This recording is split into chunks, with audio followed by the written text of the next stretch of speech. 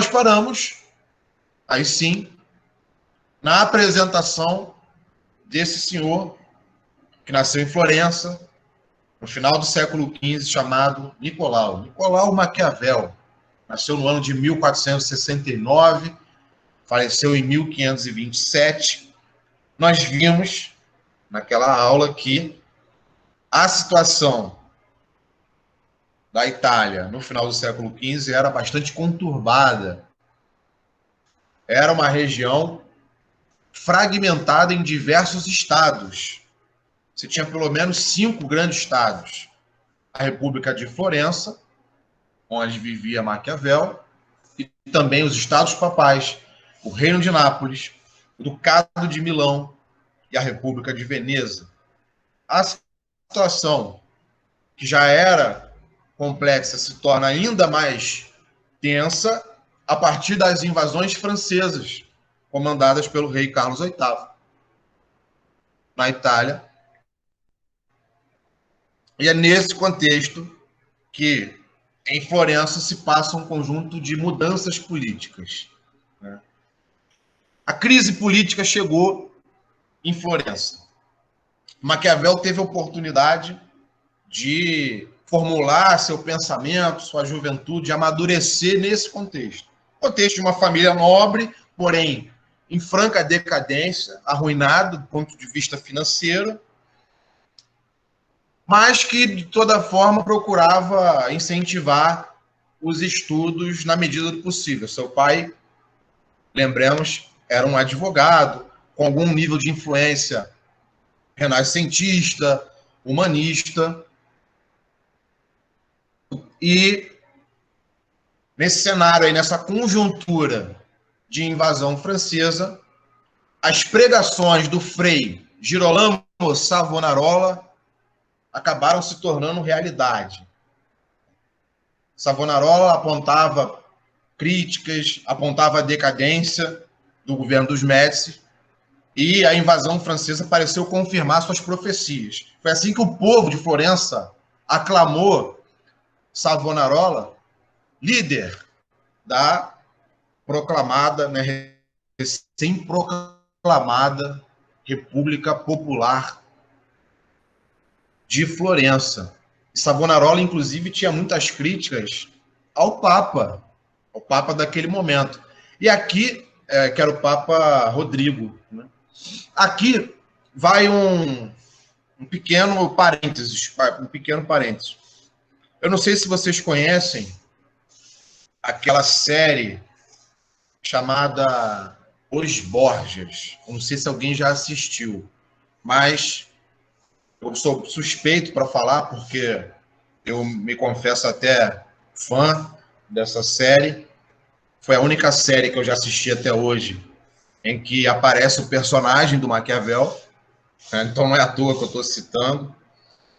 E mostra também, ao mesmo tempo, toda a corrupção, toda a vilania, até mesmo a crueldade da família do Papa Rodrigo, representado ali de forma brilhante pelo ator Jeremy Irons, se não me engano. Então fica aí a dica, tá, pessoal, da série Os Borgias. O problema é que eu acho que não tem nessas plataformas aí, nesses grandes monopólios de streaming, Netflix, etc. Eu não sei, eu acho que não tem. Fiquei na dúvida. Eu sei que eu vi há muito tempo já, anos, e a Giovana, de qualquer forma, já está dando a dica aqui que, de qualquer forma, lá na dúvida, tem no Torrent, né? Se tinha o mito de que o Torrent tinha muito risco de vírus, né? Mas vocês entendem bem desse negócio aí e sabem como não cair em cilada. Mas fica aí a dica, porque essa é uma série que retrata muito bem esse período. É claro, um pouco de ficção, mas também tem muitas cenas que fazem alusão a situações históricas reais. Tudo bem? Alguém já assistiu? Fiquei até agora empolgado para alguém confirmar aí se eu estou falando a verdade ou não. Pô, ninguém assistiu, cara. Mas tudo bem. Pelo menos vocês já devem ter visto O Poderoso Chefão, né? Porque, assim, fica difícil entender teoria política só com falação, só com texto, só com slide. Tem que ter alguma referência, alguma dica de filme, né?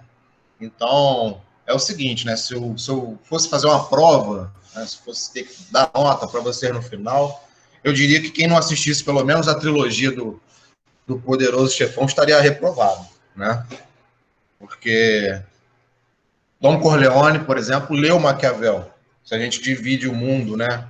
Como a gente já falou na semana anterior, entre aqueles que leram e aqueles que não leram Maquiavel, desprezando o terceiro grupo, que é dos que leram e não entenderam, sem dúvida, não só Don Corleone, mas também a família Kennedy, e aí depois eu posso explicar por quê, mais para frente, leu e entendeu esse Florentino que é tão admirado e odiado ao mesmo tempo, que levanta tantas paixões. Inclusive, eu vou voltar agora para ele, tá? Só antes receber aqui mais uma amiga nossa que entrou aí, acho que foi a Marcele, não sei. Bom, então, não sei se vocês estão conseguindo pegar a ideia, se vocês estão conseguindo me entender. Esse era o contexto de Maquiavel. O mais importante não é, evidentemente, memorizar as cronologias, os nomes, etc., os fatos. O mais importante é entender o seguinte: era um período de agitação, de confusão política. Mais ou menos o que um jovem que vive no Brasil de 2021 está vendo aí pela frente.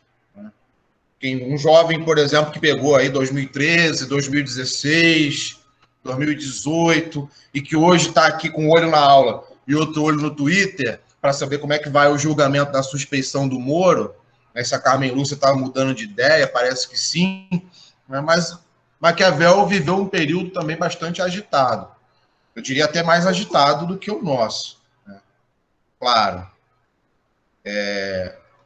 acabou de sair a notícia aqui no chat que Moro é suspeito, por exemplo. Né? Então, tá aí uma confirmação do Felipe que, de fato, a Carmen Lúcia mudou a sua votação, como já vinha se anunciando aí antes da aula.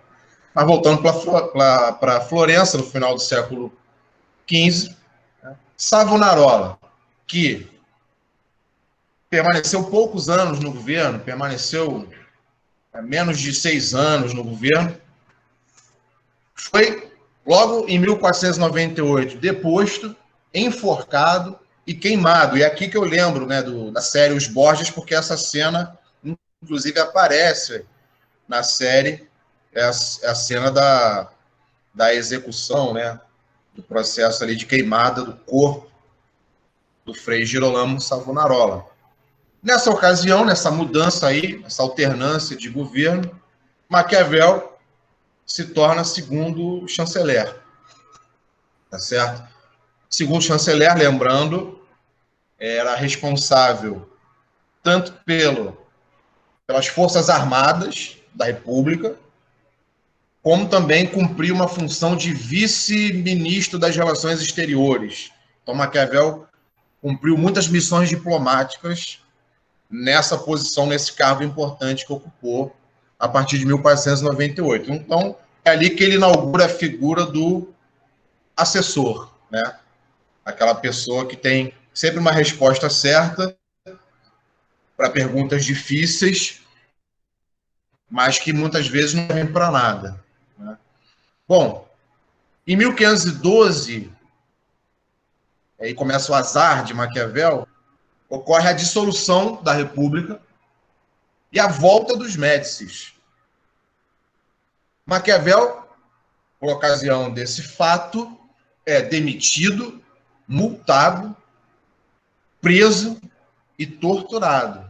Então vejam que a vida do rapaz virou de cabeça para baixo. Ele sai da condição de um político, de um assessor com um cargo importante na República de Florença e passa a ser vilipendiado ali pelos Médicis, que tem ali um rancor muito grande da sua participação na República que sucedera essa dinastia em Florença. Estou avançando um pouco. Aqui damos uma pequena citação de como ficou a situação de Maquiavel nos anos que se seguiram a essa perseguição sofrida em decorrência da volta lá dos Médicis ao poder, da volta dos Médicis ao governo. Alguém poderia fazer a gentileza de ler para que eu possa tomar uma aguinha? Enquanto isso? Posso ler. Estava vendo aqui se eu enxergava, mas eu enxergo. Por favor. De manhã, eu acordo com o sol e vou para o bosque fazer lenha. Ali permaneço por 2 horas, verificando o trabalho do dia anterior. Tá dando eco para mim. Acho que você tem que desligar teu microfone, Caio. Ah, sim, desculpa. Porque eu escuto minha voz 2 vezes, tipo, daqui a pouco eu vou estar igual sanduíche ishi. Sumiu.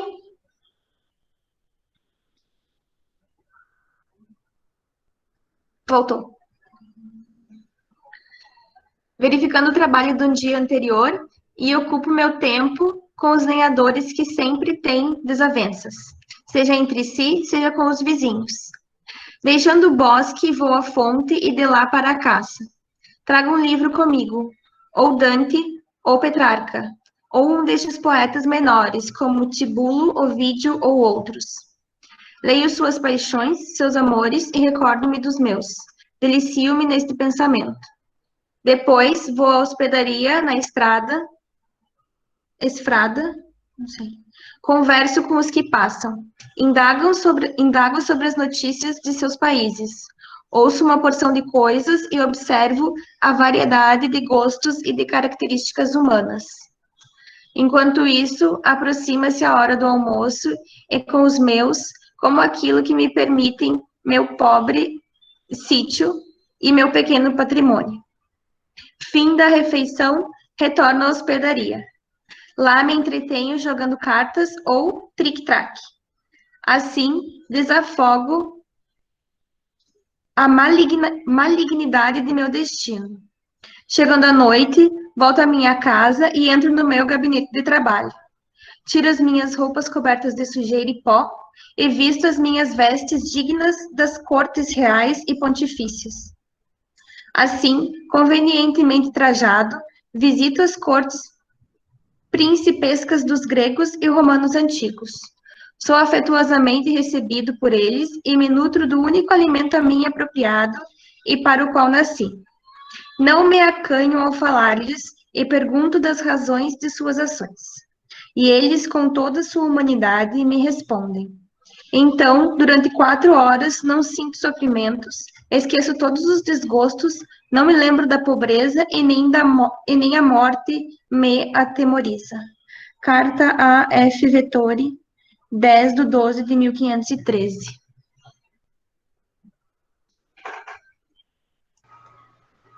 Muito obrigado. Então, espero que vocês tenham feito o exercício de ouvir a leitura e imaginar a cena. E mais do que isso, traduzir isso para os dias atuais. Então, se Maquiavel escreve essa carta aí de lamentação e, ao mesmo tempo, revela qual é o momento que ainda dá sentido à sua triste vida no início do século XVI, a gente poderia fazer um exercício de imaginar como seria isso na atualidade. Né? Basicamente, o que ele está dizendo é que ele mora mal, mora na Baixada, né? Ele tem que conviver com barracos o tempo todo, o farofa, né? Ele tem que, de vez em quando, se contentar em fazer uma fofoca, né, perto do motel e jogar um truco, jogar um buraco, basicamente era isso que Maquiavel estava fazendo durante o dia. E, de fato, o momento em que ainda dava algum sentido à sua existência, quando ele, de noite, vejam, alguém pode, nesse momento, questionar até a sanidade mental de Maquiavel, que é isso, ele confessa em sua carta ao amigo, né, Vettori, que ele se vestia, traje de gala, formal, para passar aquelas 4 horas visitando os clássicos, lendo, né, conversando com pessoas mortas. Então, esse era Maquiavel, naquele período mais desafortunado da sua vida, por assim dizer.